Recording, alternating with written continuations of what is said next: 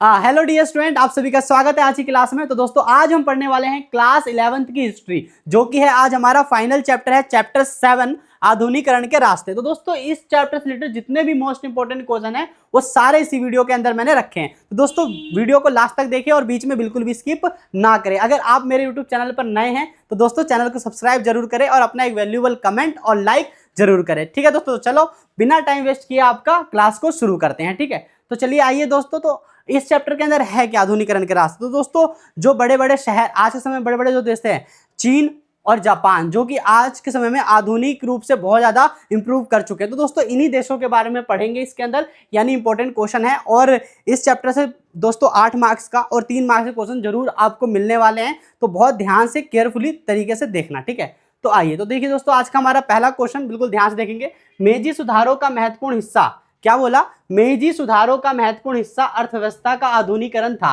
मतलब जो जापान के जो सुधार हुए वो किसकी वजह से हुए, आर्थिक के आधुनिकरण से हुए। ठीक है, अब देखिए पहला पॉइंट देखो, आधुनिकीकरण। क्या बोला मैंने, आधुनिकीकरण। देखिए मेजी सरकार ने नए उद्योगों की स्थापना की, जैसे कपड़ा मिले, कोयला खदान और धातु निर्माण उद्योग आदि ये सब लगाए, जिससे क्या हुआ, वहां पर इकोनॉमिक डेवलपमेंट बहुत तेजी से हुई। ठीक है, अगला देखिए, योजना और इंफ्रास्ट्रक्चर सुधार। योजना मतलब क्या कि कोई प्लानिंग करना, किस तरीके से देश को अपने प्लान करके इकोनॉमिक सिस्टम में ऊपर करना है। ठीक है, इंफ्रास्ट्रक्चर जैसे कि आप समझ सकते हो, सड़क, पुल, रेलवे लाइन, ये सारी चीजें बिछाना, ताकि उससे ट्रांसपोर्ट आसानी तरीके से की जा सके। तो दोस्तों देखिए यहाँ पे रेलवे और सड़कों का निर्माण किया गया, जिससे व्यापार और संचार में तेजी आई। समझ में आ रहा है दोस्तों मैं क्या बोल रहा हूँ? 3 मार्क्स का क्वेश्चन है, उसी हिसाब से हम इसको पढ़ेंगे। ठीक है, आइए अगला पॉइंट देखिए, श्रमिक वर्ग का निर्माण। क्या अब देखिए, जब आधुनिकरण होता है कहीं पे तो श्रमिक वर्ग भी आते हैं, क्योंकि उनका रोल इंपॉर्टेंट होता है। क्योंकि अगर मान लो आप कहीं पे भी कुछ भी, मान लो जैसे आप ही अपना बिल्डिंग बनवा रहे हो, तो वहां पे आप खुद काम करोगे नहीं ना, वहां पे लेबर्स लगेगी, वो सारे काम करेंगे। ठीक है, तो उसी तरीके से श्रमिक वर्ग का भी क्या होता है, निर्माण होता है। नए उद्योगों के साथ श्रमिक वर्ग का उदय हुआ, जिससे जापान के आर्थिक ढांचे में परिवर्तन आया। ठीक है, जिससे क्या रोजगार भी लोगों को मिला। ठीक है, नेक्स्ट पॉइंट देखिए, वित्तीय सुधार। अब वित्तीय सुधार क्या हुआ, नए बैंक और वित्तीय संस्थाएं स्थापित की गई, और देखिए नए बैंक और वित्तीय संस्थाएं स्थापित की गई और विदेशी व्यापार को बढ़ावा मिला। ठीक है, तो ये हमारे 4 पॉइंट थे, 3 मार्क्स में आएगा, तो एक भी नंबर आपके कटने वाले नहीं है। ठीक है, उद्योगीकरण, ठीक है, योजना और इंफ्रास्ट्रक्चर सुधार, श्रमिक वर्ग का निर्माण और वित्तीय सुधार। अगर मेजी सुधार में जो है आपका हिस्सा अर्थव्यवस्था का आधुनिकरण था। अगर ऐसा क्वेश्चन है तो लिखना है, छोड़ के नहीं आना, और आएगा, गारंटी है इस बात की। चलिए नेक्स्ट क्वेश्चन की तरफ चलते हैं।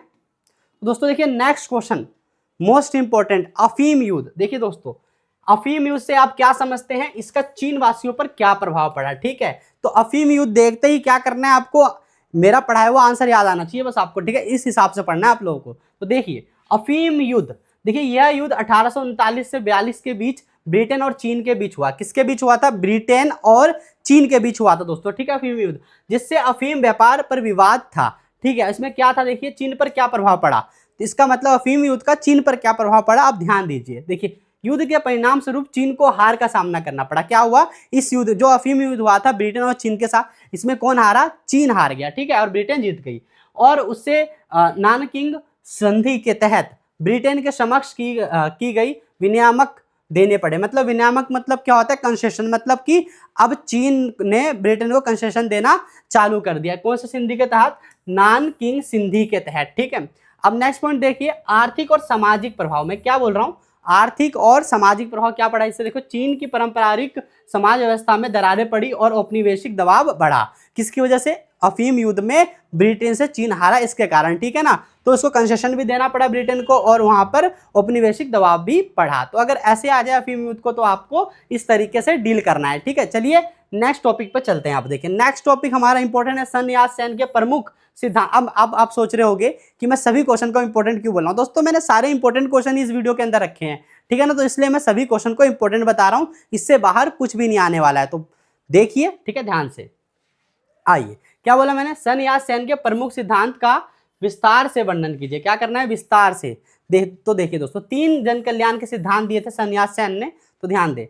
पहले तो है राष्ट्रीयता, फिर है लोकतंत्र, और है तीसरा है जल कन्या। तो देखिए चीन को विदेशी कब्जे से मुक्त कराना, पहला इस राष्ट्रीयता की पहचान बनाना, मतलब कि चीन को विदेशी कब्जे से छुड़ाना। अब आगे देखिए अगला पॉइंट क्या है, अगला पॉइंट देखिए, लोकतंत्र, लोकतांत्रिक शासन की स्थापना करना।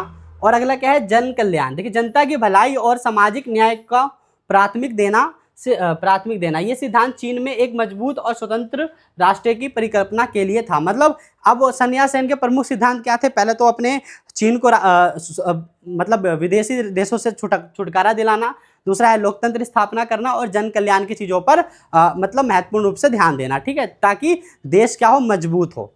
ठीक दोस्तों, तो ये सन यात सेन वाला आ जाए तो ये 3 पॉइंट याद रखना, राष्ट्रीयता, लोकतंत्र और जन कल्याण। ठीक, चलते हैं नेक्स्ट पॉइंट पे। तो दोस्तों देखिए नेक्स्ट क्वेश्चन है हमारा सबसे इंपॉर्टेंट, जो 3 मार्क्स में सबसे ज्यादा इंपॉर्टेंट है ये क्वेश्चन, ध्यान देंगे इस पे, ठीक है।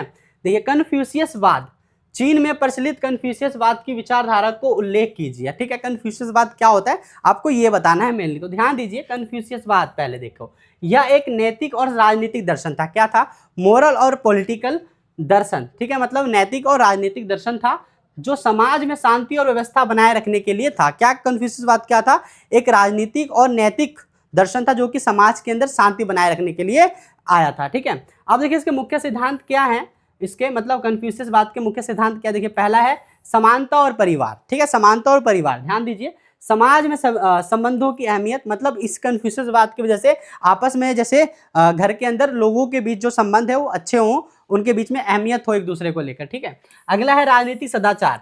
देखिए शासक को नैतिकता का पालन करते हुए लोगों के प्रति दया दिखानी चाहिए, राजनीतिक सदाचार है। मतलब जो भी राजा हो चाहे लीडर हो, उसको अपने प्रजा या फिर अपने नागरिकों के प्रति दया दिखानी चाहिए। ठीक है, अगला पॉइंट है महत्व, शिक्षा का महत्व। देखिए आप सब जानते हैं शिक्षा का क्या महत्व है, आज के समय आप लोग भी पढ़ रहे हो, तो उस समय भी यही चीज हुआ करती थी। ध्यान दीजिए, शिक्षा के माध्यम से व्यक्तिगत और सामाजिक सुधार लाया जा सकता है। अब दोस्तों आप कई जगह देखते हो कि कितना सारा चोरी चकारी नशे चल रहे होते हैं, लोगों के पास शिक्षा नहीं होती, जिससे क्या है वो गलत रास्ते में जाते हैं। ठीक है ना, तो वही चीज़ है कि शिक्षा को महत्व मिलेगा तो लोग सही मायने में नागरिक बनेंगे और एक दूसरे के साथ सही आचरण और व्यवहार करते रहेंगे। ठीक है, चलते हैं दोस्तों नेक्स्ट पॉइंट पे। अगर ये क्वेश्चन आया कन्फ्यूशियसवाद वाला तो आप कर देंगे, क्या मतलब होता है, नैतिक और मोरली होता है, समाज के अंदर शांति स्थापना करने का काम करता है। ठीक है, चलिए नेक्स्ट क्वेश्चन पे चलते हैं।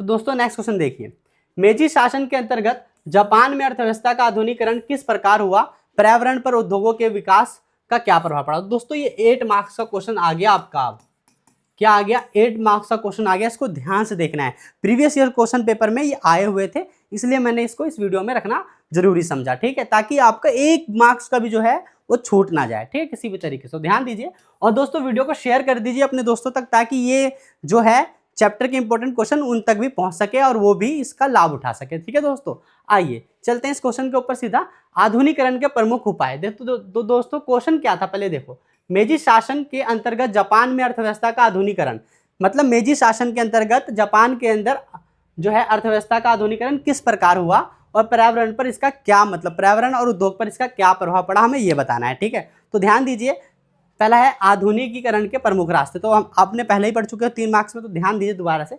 औद्योगिकरण, ठीक है, औद्योगिकरण के अंदर क्या हुआ, मेजी शासन ने नए उद्योगों की शुरुआत की, जैसे कपड़ा मिले, रेलवे, कोयला खनन और धातु निर्माण आदि जैसे ये फैक्ट्रियां वगैरह खोली, वहां पे ये सब निर्माण किया जाने लग गया। ठीक है, अगर देखिए संरचनात्मक सुधार, जो कि हम पढ़ रहे थे, इंफ्रास्ट्रक्चर और सड़कें बनाना, रेलवे लाइन वगैरह ये सब बिछाना। ठीक है, देखिए जापान ने पश्चिमी तकनीक को अपनाया और उत्पादन क्षमता को बढ़ाया। अगला पॉइंट है वित्तीय सुधार। क्या बोला, वित्तीय सुधार। देखिए इसमें क्या है, बैंकों की स्थापना की गई, वित्तीय संसाधनों का विकास किया गया, जिससे व्यापार और उद्योगों में बढ़ोतरी हुई। ठीक है, अब यही सब चीजें तो चाहिए होती है किसी भी देश की अर्थव्यवस्था को उन्नति पर लाने के लिए, क्या चाहिए होती है, ये सारी चीजें जो चाहिए होती है। उद्योगीकरण चाहिए, संस्थात्मक इंफ्रास्ट्रक्चर, रोड, सड़कें, रेलवे लाइन वगैरह, ट्रांसपोर्टेशन सिस्टम सही करना, ये सारी चीजें ना।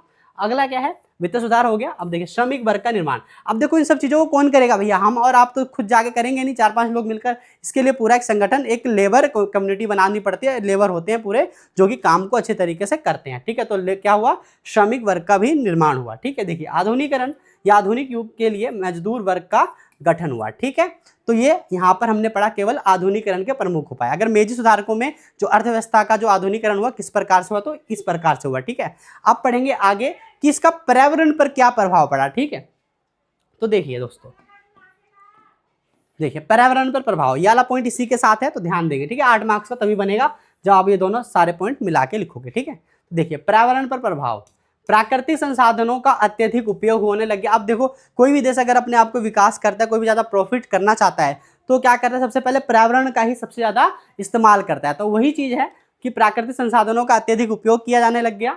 देखिए, उद्योगों के विस्तार के कारण जंगलों की अंधाधुंध कटाई और खनिजों का शोषण हुआ। क्या बोला दोस्तों मैंने, जंगलों का अंधाधुंध कटाई और खनिजों का शोषण हुआ। ठीक है, आगे देखिए प्रदूषण। अब जब इतनी बड़ी बड़ी फैक्ट्रियां लगेंगी, क्या बोला मैंने, प्रदूषण पॉइंट है, जब इतनी बड़ी बड़ी फैक्ट्रियां लगेंगी तो उससे प्रदूषण भी तो निकलेगा। वो प्रदूषण जाएगा कहाँ, या तो हवा में जाएगा या तो पानी में जाएगा। आप लोगों ने पढ़ाई होगा, बचपन से पढ़ते आ रहे हो, छठी आठवीं का, जो अपशिष्ट पदार्थ होते हैं, जो वेस्टेज होते हैं, वो फैक्ट्री में कहाँ जाते हैं, या तो हवा में जाते हैं, ठीक है, या तो फिर वो पानी में जाते हैं। ठीक है, तो उससे क्या होता है, पानी भी खराब होता है, एयर पोल्यूशन भी होता है। ठीक है, तो प्रदूषण फैलता है। देखिए, जैसे फैक्ट्री और शहरीकरण से हवा और जल प्रदूषण बढ़ा, जिससे पर्यावरण पर नकारात्मक असर पड़ा, मतलब नेगेटिव इंपैक्ट पड़ रहा है इन सब चीज़ों का। अब देखो, कहीं पे भी उद्योग लगा लो किसी भी चीज़ की, तो भाई अगर आप एक कागज भी जलाते हो तो उससे भी धुआं निकलता है, कार्बन निकलता है, तो उस तरह फैक्ट्री के अंदर कितनी सारी चीज़ें बनाई जाती है, तो उसके हिसाब से कितना सारा पोल्यूशन होता होगा। ठीक है, आप देखिए भूमि का शोषण।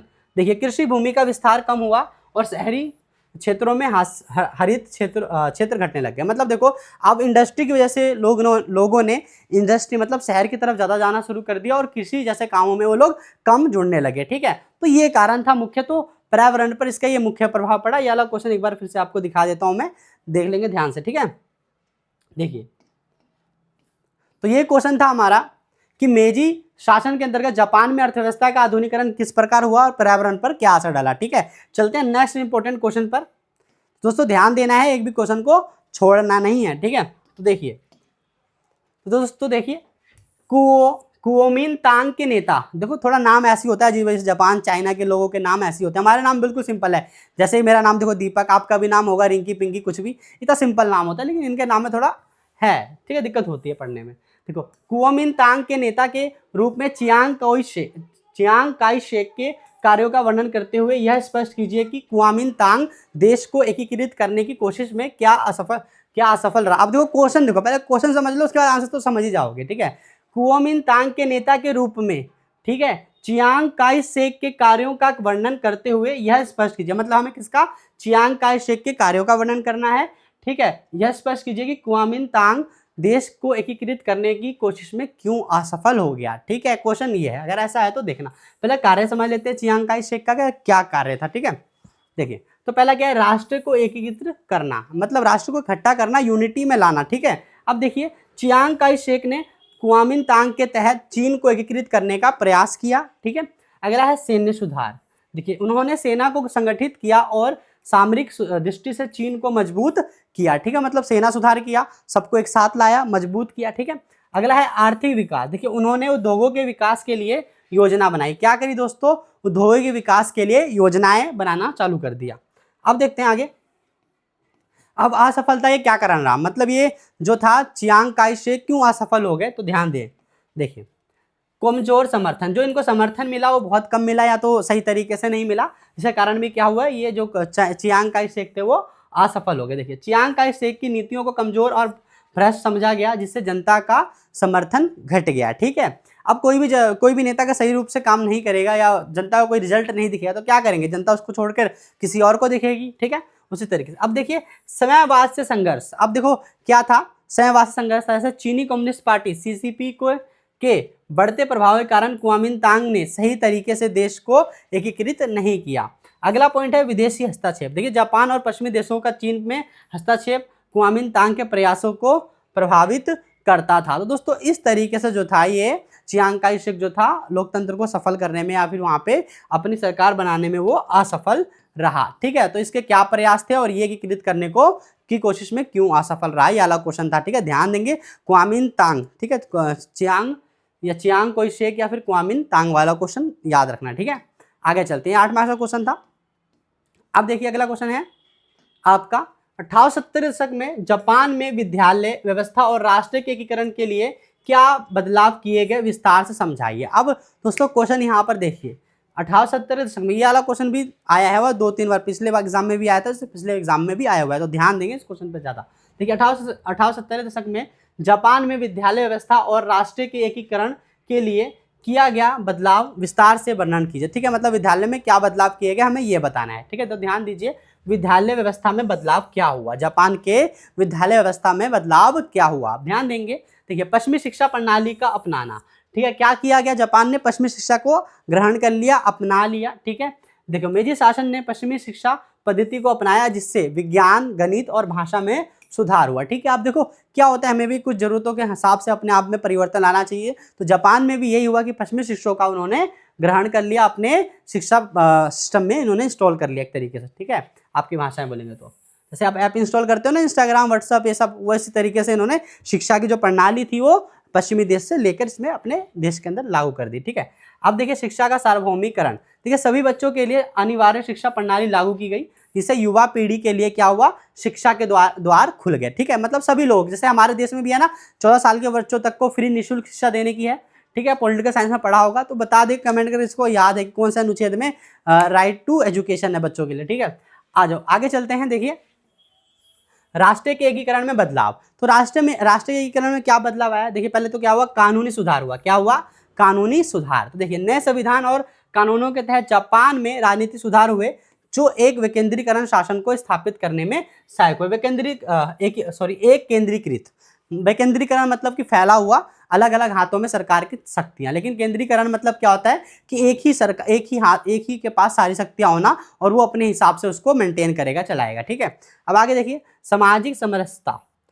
ठीक है, देखिए समानता व्यवस्था को समाप्त कर नागरिकों को समान अधिकार दिया गया। पहले समानता व्यवस्था क्या होता है, जैसे कि आप कुछ करोगे तो उसके बदले में मैं आपके लिए कुछ करूंगा। ठीक है, तो यहाँ पे क्या होता था, सरकार के लिए वो लोग काम करते, लेकिन उस हिसाब से उनको मिलता नहीं था। तो वही है कि समानता व्यवस्था को खत्म करके नागरिक को समान अधिकार दिया गया। ठीक है, अब देखिए सेना और आर्थिक सुधार। सेना और आर्थिक सुधार क्या हुए दोस्तों, उद्योगों और सेना को मजबूत किया गया, ताकि जापान की शक्ति को बढ़ाया जा सके। तो दोस्तों ये इस तरीके की चीज है कि भाई हमारा जो क्वेश्चन है, इस क्वेश्चन को एक बार और देख लो। 1800 के दशक में जापान में विद्यालय व्यवस्था और राष्ट्र के एकीकरण के लिए क्या बदलाव किए गए। दोस्तों ये हमारे बदलाव थे, विद्यालय की व्यवस्था में बदलाव और राष्ट्र के एकीकरण में बदलाव। ठीक है, ये पॉइंट आएगा, ऐसे लिखना है एज इट इज, और आपके 8 मार्क्स कहीं नहीं गए। ठीक है, तो बिल्कुल लगे रहिए, पढ़ते रहिए। ठीक है, और ये दोस्तों हमारा आखिरी चैप्टर है आज का, तो इसमें ध्यान देने वाली बात है। अब चलते हैं आगे। क्वेश्चन देखिए दोस्तों, जापान और चीन के आजाद और आधुनिक राष्ट्र बनने के लिए बिल्कुल अलग अलग राहें अपनाई। मतलब दोस्तों जापान और चीन ने दोनों ने अपने आप को आधुनिक रूप से विकास करने के लिए अलग अलग राहें जो अपनाई वो बताना। ठीक है, अपनाई, विस्तार से व्याख्या की। तो पहले जापान की समझ लेते हैं कि जापान ने कौन से रास्ते अपनाए अपने देश की अर्थव्यवस्था को आधुनिकीकरण करने के लिए। तो ध्यान दीजिए, पहले मेजी सुधारों का मार्ग। देखिए मेजी व्यक्ति था, उसने सुधार किए, तो उसी के सुधारों को हम पढ़ रहे हैं। देखिए जापान ने पश्चिमी ताकतों से प्रेरणा लेकर आर्थिक और राजनीतिक सुधार किए। मतलब कहाँ से, पश्चिमी चीज़ों का, मतलब जैसे कि हमने देखा उसकी एजुकेशन पॉलिसी में उसने अपनी पश्चिमी शिक्षा को ग्रहण कर लिया था, अपने सिस्टम में मिला लिया था जापान के। ठीक है, तो उसी तरीके से पहले पॉइंट में क्या है, जापान ने पश्चिमी ताकतों से प्रेरणा लेकर आर्थिक और राजनीतिक सुधार किए। ठीक है, बहुत बढ़िया। ठीक है, अगला पॉइंट देखिए, आधुनिकीकरण करे, कई सारे फैक्ट्रियाँ वगैरह खोली, खदानें खोली। ठीक है, और शिक्षा के क्षेत्र में सुधार किए, जिससे वह एक आधुनिक राष्ट्र बन गया। अब उसके बाद क्या, सेना सुधार करने से भी, अब देखो कोई भी देश आधुनिकीकरण कब, मॉडर्न कब बन जाता है, जब वो अपने देश की इन सब चीज़ों में जो कि पिलर होते हैं, एजुकेशन हो गया, ठीक है ना, इंडस्ट्री हो गई, और ये हमारा क्या हुआ, सेना, ये सब चीज़ें मेन चीज़ें होती हैं जिससे कोई भी देश अपने आप को विकासशील से विकसित देश बना सकता है। ठीक है, तो देखिए सेना सुधार, उन्होंने अपनी सेना को पश्चिमी मॉडल पर तैयार कर दिया। ठीक है, अब अगला देखिए कि चीन ने किस तरीके से अपना मॉडल, आधुनिकीकरण मॉडल जो अपनाया। ठीक है, ध्यान दीजिए। तो देखो विवाद और संघर्ष, पहला पॉइंट, तो चीन में साम्राज्यवादी ताकतों के विरोध में संघर्ष हुआ, उसके बाद जाकर यहाँ पे कहीं जाकर आधुनिकीकरण हुआ। ठीक है, उसके बाद देखिए कमजोर नेतृत्व। देखिए चीन में शासकों का नेतृत्व कमजोर था, जिसके कारण बाहरी आक्रमण और आंतरिक अस्थिरता बढ़ती रहती थी। तो इसको दूर किया जाने लग गया। पहले सबसे पहले देखो, अगर आपके घर के अंदर ही अगर तबाही चल रही है तो आप बाहर क्या ही कर लोगे, है ना। तो इसलिए पहले इन्होंने क्या करा, अपने आंतरिक मैटर को और बाहरी विदेश से जो इनके ऊपर हमला होता था उसको उन्होंने सुधार किया, उसमें उन्होंने अपने आप को समर्थ किया। अब आगे देखिए क्रांति की आवश्यकता। अब देखिए, अब इन सब चीज़ों सुधार, अब मान लो जो ये पढ़ रहे हो विवाद, संघर्ष और कमजोर नेतृत्व, अब इन सबको सुधारने के लिए क्या हुआ, क्रांति होगी। ठीक है, तो उसी तरह देखिए क्रांति की आवश्यकता। तो देखिए चीन को एक आधुनिक राष्ट्र बनाने के लिए सन यात्सेन के नेतृत्व में कई क्रांति या आंदोलन में और क्रांतियां हुई। ठीक है, तो ये चीज था कि जापान और चीन ने अपने देश में आधुनिकीकरण लाने के लिए, मतलब अर्थव्यवस्था को आधुनिकीकरण करने के लिए क्या रास्ते अपनाए थे। ठीक है, तो ये रास्ते अपनाए। ठीक है, ध्यान से लिखना है ये क्वेश्चन। ठीक है, अब चलते हैं लास्ट क्वेश्चन, ये वाला तो रिपीट हुआ था इसलिए मैंने कहा भाई इस क्वेश्चन को रख दे। अब देखो इतने क्वेश्चन आपने पढ़ लिए जो कि प्रीवियस ईयर क्वेश्चन पेपर से थे, तो दोस्तों कोई छूटने वाला है? कोई भी नहीं छूटेगा, भरोसा रखो अपने सर पर और अपने आप पर, पढ़ते रहिए टाइम टू टाइम। पूरी प्लेलिस्ट बन चुकी है और पहली वीडियो दूसरी वीडियो सारी वीडियो का जो है लिंक आपको डिस्क्रिप्शन बॉक्स में मिल जाएगा। और दोस्तों एक बात और, इस चैनल को शेयर भी करना है और सब्सक्राइब भी करना है, ठीक है। तो चलिए आइए पढ़ते हैं अगला क्वेश्चन अब, ठीक है। लास्ट क्वेश्चन है ये भी हमारा 8 मार्क्स का है, तो ध्यान देंगे।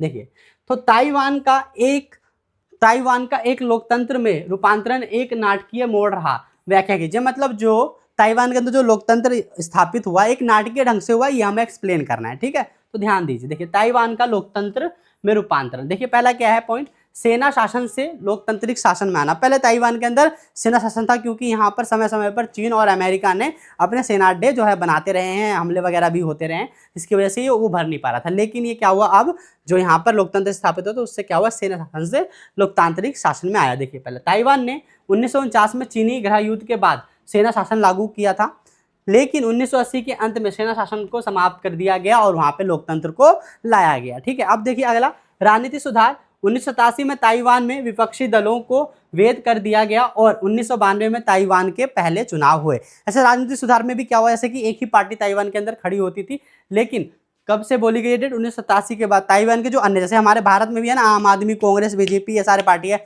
अगर मैं इन सब पार्टी को बैन कर दूं, मैं तो नहीं कर सकता, खैर कोई कर दे, देश के अंदर कोई ऐसा कानून बिल पास कर दिया जाए कि उनको बैन किया जाता, तो बताओ लोकतंत्र कहाँ से होगा। लोकतंत्र तो जब होगा ना जब विपक्षी पार्टी होगी। तो उसी तरीके से राजनीतिक सुधार में क्या किया गया, 1987 में ताइवान की जो विपक्षी पार्टी थी उनको भी अब वैध कर दिया गया, ठीक है। वैध मतलब कि उनको दे दिया गया कि हाँ भाई अब आप भी चुनाव लड़ सकते हैं, ठीक है। और 1992 में ताइवान के पहले भी चुनाव हुए, ठीक है। अब अगला पॉइंट देखिए, आर्थिक और सामाजिक बदलाव। आर्थिक और सामाजिक बदलाव क्या आया, ध्यान दीजिए। ताइवान में आर्थिक सुधारों और सामाजिक सुधारों से लोकतांत्रिक प्रक्रिया में तेजी आई। क्या बोला मैंने, आर्थिक और सामाजिक बदलाव, आर्थिक और सामाजिक बदलाव, ठीक है। ताइवान में आर्थिक सुधार और सामाजिक सुधारों से लोकतांत्रिक प्रक्रिया में तेजी आई। अब देखिए फोर्थ पॉइंट, अंतर्राष्ट्रीय पहचान। देखिए ताइवान, थोड़ा ऊपर कर दे दोस्तों में, देखिए कहाँ चला गया, आजा। अंतर्राष्ट्रीय पहचान, ताइवान ने अपनी लोकतांत्रिक पहचान को अंतर्राष्ट्रीय स्तर पर स्थापित किया।